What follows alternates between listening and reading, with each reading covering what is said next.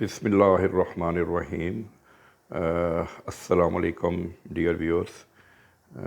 सुहेल भट्टी हाज़िर है आपके पास एक नई वीडियो के साथ, एक नए व्लॉग के साथ। तो आज का जो हमारा व्लॉग है ये है जी यूनाइटेड का बाइक है 125 US 125 यूनाइटेड बाई यूनाइटेड। तो उसके मुतल्लिक़ है, ये न्यू बाइक है।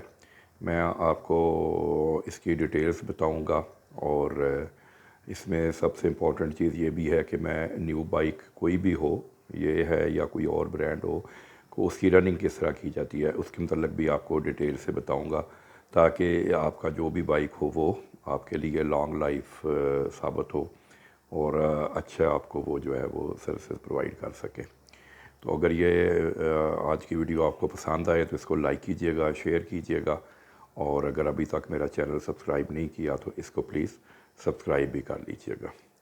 तो चलते हैं जी आपके आज के टॉपिक की तरफ। तो ये जनाब बाइक है यूनाइटेड US 125। बेसिकली ये बिल्कुल कॉपी है होंडा CG 125 की, और मैं इसमें आपको इसकी प्राइस भी बताऊंगा और इसको थोड़ा सा हम कंपेयर भी करेंगे होंडा CG 125 के साथ। और इसमें मेरी कोई भी ये बिल्कुल एफ़र्ट नहीं होगी कि मैं किसी चीज़ को भी डिग्रेड करूं और किसी चीज़ को मैं अपग्रेड इसमें शो करने की कोशिश करूं। जो मेरी एक अपनी पर्सनल ओपिनियन है वो मैं आप दोस्तों के साथ जो है वो शेयर करूंगा। तो ये एक इसका मैं आपको एक वॉक ओवर दे रहा हूँ, ये इसका 360 डिग्री के, ये देख लें आप। अच्छा, अब जनाब इसको सबसे पहले हम स्टार्ट करते हैं इसको जो इसके फ्रंट से। तो फ्रंट के में वही जो चीज़ें होती हैं, हेडलाइट आ गई, राइट लेफ़्ट इंडिकेटर्स आ गए, स्पीडोमीटर आ गया, ये आगे इसकी जो नंबर प्लेट के लिए है जगह, वहाँ पे भी ये इन्होंने एक अपना यूनाइटेड के मोनोग्राम के साथ एक शील्ड लगी हुई है। और इसकी ये वारंटी का इधर टैग लगा हुआ है, 1 ईयर वारंटी। और ये स्पोक्स में आता है, ये वाला जो वर्जन है इसका। इसके जो रिम्स हैं वो स्पोक्स में है। ये बैक व्यू हैं जी इसके साइड मिरर। और ये भी मैं आपको साथ दोस्तों को इस हवाले से ये कहूँगा कि प्लीज़ बैक व्यू मिरर्स बहुत इंपॉर्टेंट चीज़ है।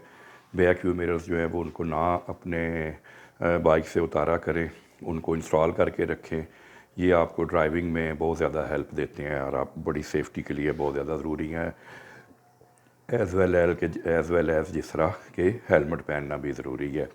मैं अपने हर व्लॉग में जो इस रिलेटेड होता है ट्रैफिक के हवाले से या कोई रोड्स के हवाले से, तो मैं हमेशा आप लोगों से रिक्वेस्ट करता हूँ कि जो सेफ्टी मेजर्स होते हैं वो मस्ट अडॉप्ट किया करें। रूल्स जो गवर्नमेंट ने बनाए होते हैं, रूल्स एंड रेगुलेशंस, उनको हमेशा फॉलो किया करें, स्ट्रिक्टली उनको फॉलो किया करें।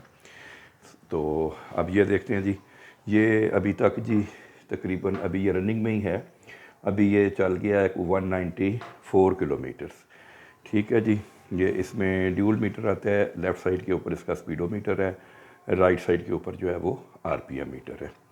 और ये इसका फ्यूल टैंक है। अच्छा, फ्यूल टैंक के हवाले से डिफरेंट हैं, कोई कहता है जी 9 लीटर का है, कोई कहता है 9.5 लीटर का है। तो बहरहाल इसी के लगभग है। और इसमें साथ आपको ये भी एक है सेफ्टी के, आपने कभी भी फ्यूल टैंक को फुल ना करवाएं। जितनी उसकी टोटल कैपेसिटी है उससे 1-1.5 लीटर कम ही उसमें फ्यूल डलवाएं आप। तो हर जगह के ऊपर फ्यूल पंप्स हैं तो वो आपको रीफिलिंग में कोई इशू नहीं होता। तो इसलिए कभी भी आप उसको जो है ना वो फुल मत करवाएं। और स्पेशली इन समर, गर्मियों में तो बिल्कुल कभी भी आप गाड़ी हो, बाइक हो, फ्यूल टैंक को कभी भी एंड तक फुल ना करवाएं। ठीक हो गया जी। अच्छा, उसके बाद ये फ्रंट शॉक्स हैं इसके, ये एज रूटीन जिस तरह सभी बाइक से होते हैं ट्यूब्स वाले। ये रेयर शॉक्स हैं इसके, और ये एडजस्टेबल नहीं है, ये इसके फिक्स हैं। और ये इसका चेन कवर है। और मुझे तो इसकी जो बिल्ड क्वालिटी है वो बड़ी पसंद आई है, अच्छी लगी है। और ये यूरो मॉडल है इसका जो है, यूरो 2।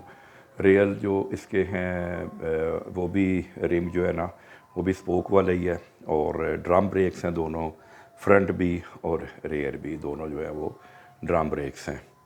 और ये इसकी यहाँ पे इन्होंने चोक जो है वो इधर अंदर कर दी है, और मैंने फ़ील किया कि इसकी चोक की आपको ऐसा ज़रूरत नहीं पड़ती। जब शदीद सर्दी का मौसम हो फिर आपको सुबह फर्स्ट टाइम जो है वो माइट भी चोक का इस्तेमाल करना पड़े। नॉर्मल रूटीन में अभी तक ये बाइक जो है ये फर्स्ट किक स्टार्ट हो रहा है, कोई प्रॉब्लम नहीं इसने दी किसी भी तरह से, किसी भी लिहाज से।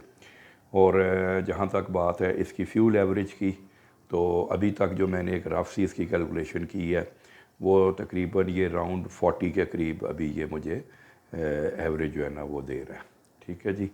और ये अभी इसका चूँकि अभी तक इसकी इनवाइस नहीं आई है इसलिए अभी नंबर अप्लाई नहीं किया जा सकता, लेकिन मैं इस मामले में बहुत ज़्यादा डिसिप्लिन और स्ट्रिक्ट इंसान हूँ कि आपकी डॉक्यूमेंटेशन जो है वो बिल्कुल मुकम्मल होनी चाहिए, कंप्लीट होनी चाहिए।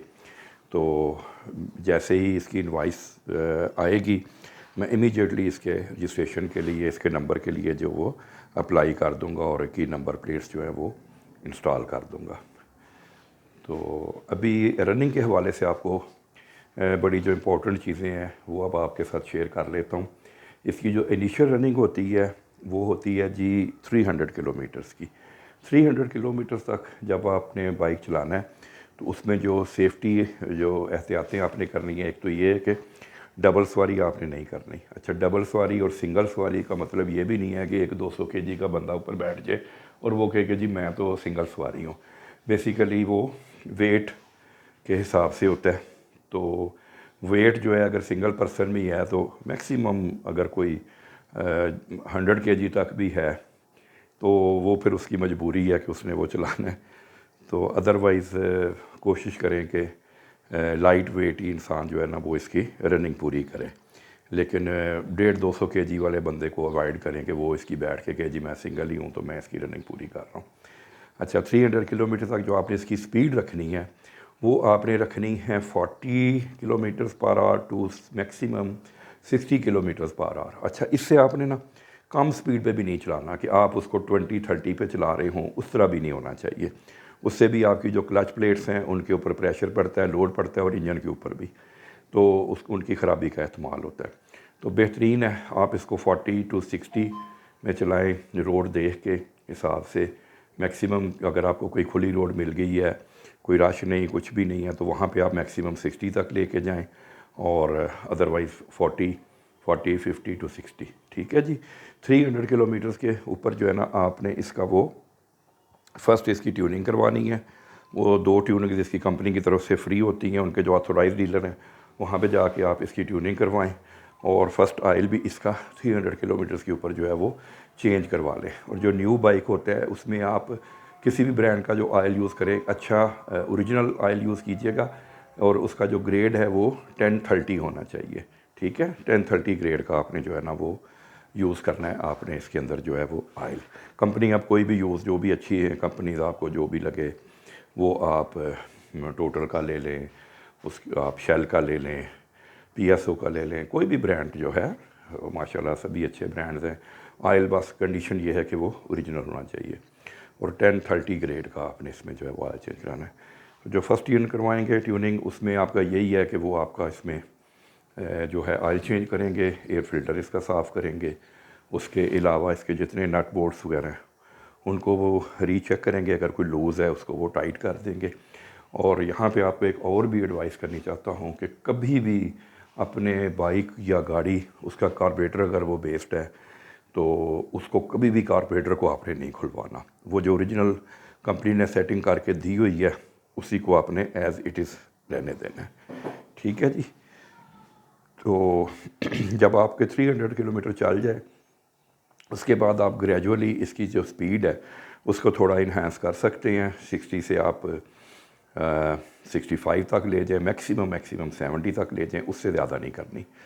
जब आपका 500 किलोमीटर्स को क्रॉस कर जाए तो उसके बाद जो है आप ग्रेजुअली इसकी स्पीड जो है उसको वो आप इंक्रीज़ करना शुरू कर दें, और उसमें डेफिनेटली अपना जो वहाँ की रोड की स्पीड लिमिट है उसको भी अपने ज़हन में रखें, उससे कभी भी एक्सीड ना करें। और प्लस ये है कि फिर आप डबल सवारी भी इसके ऊपर कर सकते हैं, और जितनी आप अच्छी रनिंग करेंगे उतना ही बाइक आपका ड्यूरेबल लॉन्ग लाइफ साबित होगा। इंजन हर चीज़ इसकी जो है वो फिट रहेगी। और सफाई का भी बहुत हमेशा ख्याल रखें, ऑलवेज़ नीट एंड क्लीन रखें। आजकल बारिशों का मौसम है, आजकल वही है, हम गाड़ी सर्विस कराते हैं, बाइक करवाते हैं, वो एक दिन में ही बारिश होके फिर, लेकिन ये है कि फिर भी एक दफ़ा तो कम से कम उससे जो मड है, डस्ट है, वो उतर जाती है। तो ये इट डज़ंट मीन कि जी बारिशें लगातार हैं तो सर्विस कराने का कोई फ़ायदा नहीं है, डेफिनेटली उसका फ़ायदा होता है। और इसकी जो है ना आप वो फिर लुब्रिकेशन भी, चेन वगैरह की, ब्रेक्स की जो हैं वो, आप जो स्प्रिंग्स वगैरह हो गए, जो साइड इसका जो स्टैंड है उसकी, मेन स्टैंड की, इसके ऊपर आप कोई भी लुब्रिकेंट या WD-40 का इस्तेमाल कर सकते हैं, उसका आपका ये सॉफ्ट रहता है। ठीक है जी। तो बाकी जितना मैंने अभी इसको ड्राइव किया है थोड़ा बहुत, उससे मुझे तो बहुत अच्छी इसकी ड्राइव लगी है। वेट भी इसका अच्छा है, 102 kg इसका जो है ना वो वेट है इसका। और ये जो इसका नॉर्मल वेट है, यानी कि इसमें अगर फ्यूल वगैरह आपने नहीं डाला हुआ टैंक में, और जो इसका एम्प्टी है जो इसका, वो इसका स्टैंडर्ड वेट जो है वो 102 kg है। तो अच्छा है, क्रोम वगैरह भी इसका अच्छा है। जो इसके अंदर पिछले मॉडल्स में थोड़ी इश्यूज़ आए थे वो उन्होंने इम्प्रूव किया है। ये 2025-26 मॉडल है, तो इसके अंदर उन्होंने काफ़ी ज़्यादा वो जो इम्प्रूवमेंट्स की हैं। सलेंसर भी इसका बिल्कुल सेम लाइक CG125 की तरह है, और कलर की शाइनिंग बहुत अच्छी है, क्रोम की क्वालिटी बहुत अच्छी है। इसमें जो थे इसके जो हब्स थी, जो फ्रंट और रेयर और ब्रेक वाली, वो भी पहले इसमें क्रोम टाइप थी, लेकिन उसमें कंप्लेंट्स थी कि वो क्रोम ख़राब हो जाता है, तो इसमें उन्होंने अब जो है वो पेंट कर दिया इसको भी जो है। ठीक है जी। तो अभी जनाब इसको स्टार्ट भी करते हैं, इसकी आपको साउंड भी सुनाते हैं। इसमें एक जो मैंने लैकनेस काफ़ी हद तक फील की है वो इसकी हेडलाइट है।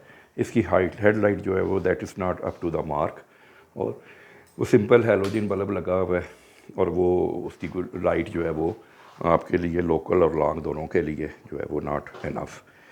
तो उसको जो है ना वो मैं भी प्लान कर रहा हूँ कि इसका कोई अच्छी क्वालिटी का बल्ब, और जो लाइट आप लगवाएं, हमेशा बल्ब लगवाएं वो अपने देखने के लिए लगवाएं, दूसरों को, आगे से आने वालों को अंधा करने के लिए मत लगवाएं प्लीज़। सिर्फ ये है कि आपका विजन अच्छा हो जाए, और लो लाइट पे हमेशा चलाना चाहिए इसको। लो पे एलिमेंट रखें, हाई पे ना रखें, ताकि जो फ्रंट से ट्रैफिक आ रही है उनको लिए कोई परेशानी का बायस ना बने। तो अब जनाब इसको हम स्टार्ट करते हैं। स्विच मैंने कर दिया इसका ऑन, और ये किक स्टार्ट है, इसके अंदर सेल्फ की ऑप्शन नहीं है।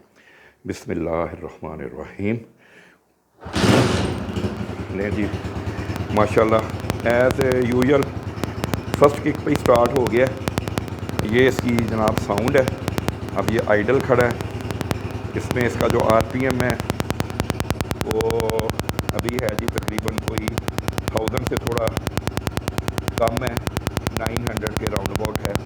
अच्छा, ये मैं आपको बताऊं कि गाड़ी में होता है कि जब आप गाड़ी को स्टार्ट करते हैं ना, तो उसका RPM जो होता है वो हाई पे रहता है पहले, और लाइक के 11,000 पे कुछ गाड़ियों का, वो हर गाड़ी ने अपना अपना मॉडल के हिसाब से सेट किया होता है। कुछ का 11,000 पे रहता है, और सॉरी 1100 पे, और जब आप उसको थोड़ा गाड़ी हीटअप हो जाती है, टेम्परेचर मेंटेन कर लेती है, तो फिर वो 900 पे आ जाता है। तो बाइक का जो है ना वो उसके रिवर्स होता है। बाइक को जब आप स्टार्ट करेंगे तो इसका जो RPM है वो थोड़ा लो होगा, कम पे रहेगा। जैसे जैसे बाइक जो है वो टेम्परेचर अपना गेन करेगा, तो उसके बाद वो उसका जो RPM है वो थोड़ा हाई हो जाएगा। लाइक अगर वो पहले 900 है तो वो 1000 पे आ जाएगा, 1100 पे आ जाएगा। ये जनाब इसकी साउंड सुने, इंजन देखे माशाल्लाह, बिल्कुल इंजन साउंड है, इंजन की कोई अब नॉर्मल आवाज़ नहीं है। सेंसर की भी बहुत अच्छी आवाज़ है। तो ये इसका साइड लॉक है, हैंडल का इसका भी साइड में ही दिया गया हुआ है। हार्न भी अच्छी क्वालिटी का है, इसका साउंड अच्छी है हार्न की। ये इंडिकेटर हैं जी इसके, ये राइट हो गया, ये लेफ़्ट हो गया। अच्छा, इसमें एक और चीज़ है, ये साइड पे इसकी हेडलाइट ये ऑन हो गई, ये इसका लो और ये हाई। तो ये देखें लाइट इसकी बहुत थोड़ी है, इनसफिशेंट। तो ये इधर से ऑफ होगी। और इसमें एक और चीज़ भी है कि स्पीडोमीटर के अंदर इसमें हाई बीम के लिए लाइट इंडिकेशन नहीं है, सिर्फ न्यूट्रल का है, गियर इंडिकेशन भी नहीं है। न्यूट्रल और प्लस जो है वो इसके अंदर राइट और लेफ़्ट इंडिकेटर की इंडिकेशन आती है ग्रीन कलर की। तो और कुछ नहीं। राइट साइड पे सिंपल इसका एक्सीलेटर है, ये ग्रिप है सिंपल, और इसके अंदर कुछ भी नहीं है। और ये फ्रंट ब्रेक लगाएंगे उससे भी टेल लाइट ऑन होती है, और फुट ब्रेक जो है पर पैडल उससे भी ब्रेक लाइट इसकी जो है वो ऑन होती है। जैसे कि आपको करके भी दिखा देती है। ये देखिए, अब ये मैंने फ्रंट वाला दबाया, ये इसकी ब्रेक लाइट ऑन हो गई। ये फुट ब्रेक से ये भी इसकी ब्रेक लाइट ऑन हो गई।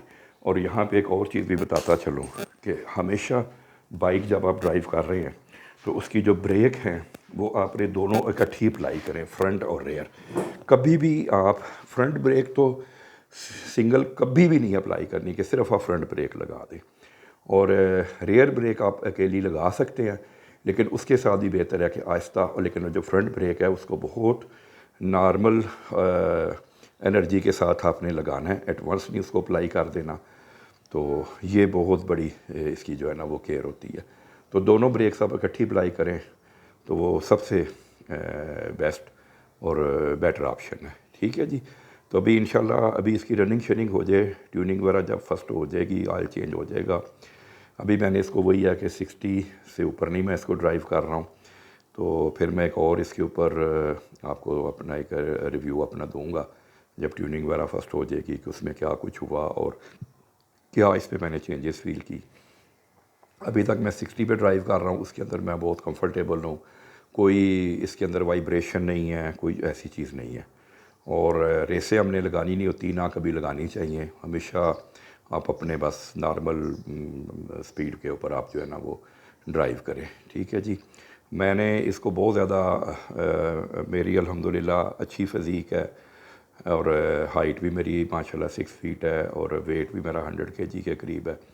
तो मैंने इसको देखा कि इसको मेरे जैसे बंदे के लिए इसकी हैंडलिंग बहुत इजी है एज़ कम्पेयर टू कि मेरे पास GS 150 और YBR 125 भी रहे हैं। तो उनकी जो हैंडलिंग है वो थोड़ी डिफ़िकल्ट है क्योंकि उनका वेट थोड़ा ज़्यादा है। उस लिहाज से मैं इसके ऊपर बहुत ज़्यादा कंफर्ट जोन में अपने आप को फ़ील करता हूँ इसको ड्राइव करते हुए। तो अच्छी हैंडलिंग है इसकी जो है ना, और स्मूथ ड्राइव है। ठीक है। तो ये था जनाब आज का हमारा छोटा सा एक व्लॉग, शायद थोड़ा लंबा हो गया। तो बहरहाल सब दोस्तों से दरख्वास्त है कि वीडियो को लाइक ज़रूर कीजिएगा अगर अच्छी लगी, और शेयर भी कीजिएगा अपने फ्रेंड्स में। और अगर चैनल को सब्सक्राइब नहीं किया तो उस चैनल को ज़रूर सब्सक्राइब भी कीजिएगा। तो इसके साथ ही जनाब इजाज़त चाहता हूँ, मिलेंगे इंशाल्लाह एक नेक्स्ट वीडियो में। तो जी हमारा सबका प्यारा पाकिस्तान ता क़यामत इंशाल्लाह हमारा मुल्क ये प्यारा कायम रहेगा। तो जी इसके लिए और सबकी दुआओं की ज़रूरत है। अल्लाह ताला हमारे मुल्क को तरक्की और खुशहाली के रास्ते पर हमेशा गामज़न रखे। तो इजाज़त चाहता हूँ जी, अल्लाह हाफ़िज़, और पाकिस्तान हमेशा ज़िंदाबाद।